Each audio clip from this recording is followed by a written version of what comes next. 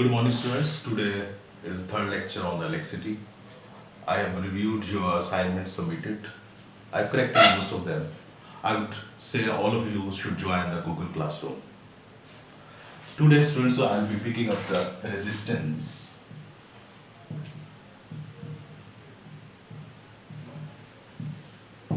What simply comes to your mind? Simply, it is, you can say in Hindi, rukawat, hindrance.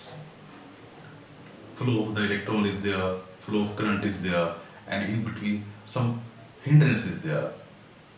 You got the point? So if I'm talking about the conductor and the symbol of resistance, I have told you already is like that. So when the current is passing through this conductor, this much portion from A to B is making some hindrance in the path of the current. So resistance is symbolically known by the symbol R. Its SI unit is ohms. It is represented like that. It's a Greek symbol, ohm. I think you got it.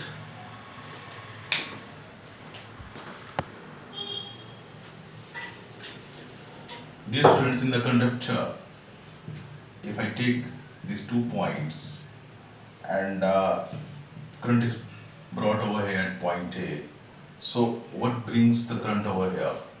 Some work, that's called electrical work done. So electrical work done in bringing the unit charge from infinity to this point in the conductor. Suppose I say the charge is Q. This is known as potential at A. Similarly, instead of word letter A, I can write the at B, potential at B. If I bring the unit positive charge from point A to point B, this is known as potential difference. So potential difference is the amount of electrical work done in bringing unit charge from point A to point B in the conductor.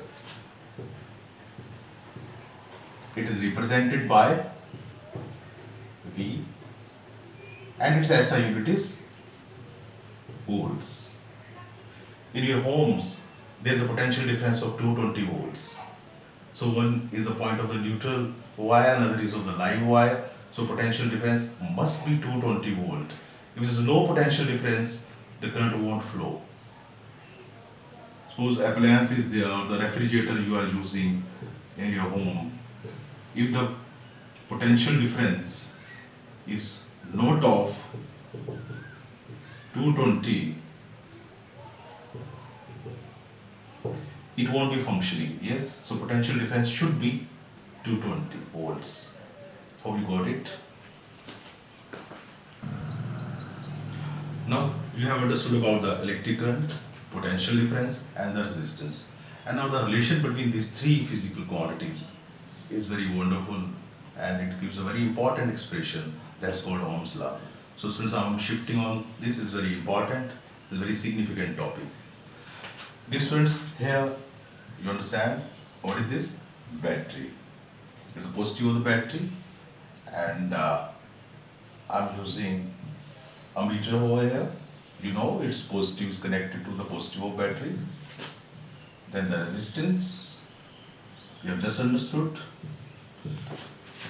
The voltmeter, the potential which measures the potential difference across the resistance, is connected in parallel. As ammeter is in series, voltmeter is in parallel. Also, positive of the voltmeter is connected to the positive of the battery, and negative of the voltmeter is connected to the negative of the battery.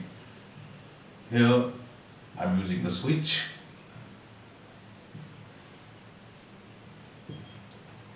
I think you got which symbol this is. It's a rheostat symbol. So I can increase or decrease the variable resistance. If I change the resistance, suppose I put this jockey or this point at point A, so maximum resistance is being used. so current will be low. And if I am putting on the D, so I just pass this resistance, the flow is like that, so no resistance will be there, so current will be maximum. So Ohm states that potential difference across the resistance is directly proportional to the current flowing through the circuit. When you show the current movement, switch should be closed. And proportional sign is removed, then it is some constant comes over here, that is R, which is the symbol representing the resistance, and the SI unit is ohms, I just told you. So this is Ohm's law. Provided the physical conditions like temperature, atmospheric pressure and humidity remain constant, then this will be proportional to current, and this is expression for Ohm's law. If I say I draw the graph between potential difference and the electric current in the ohmic resistances, it comes like a straight line. This indicates that V is proportional to I. In the non-ohmic resistances, it won't be adhering to the straight line, it will be exponential rise or something else. So this is called Ohm's law.